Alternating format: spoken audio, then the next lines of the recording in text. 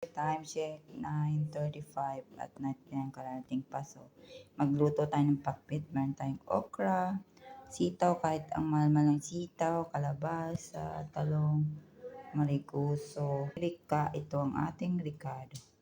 Bawang sibuyas, kamatis, adobo, at nilaga ko na yung pakpak ng chicken. Okay, mga miss, simulan natin magluto. Una mga miss, ginutan na natin ang ating bawang sibuyas, kamatis, at ang adobo. Ilagay natin yung nilagang chicken wing.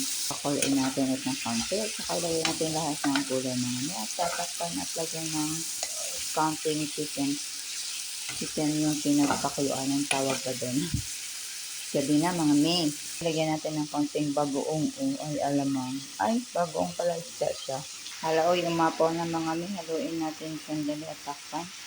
Ayan, malapit na guys. Nilugutom na ako.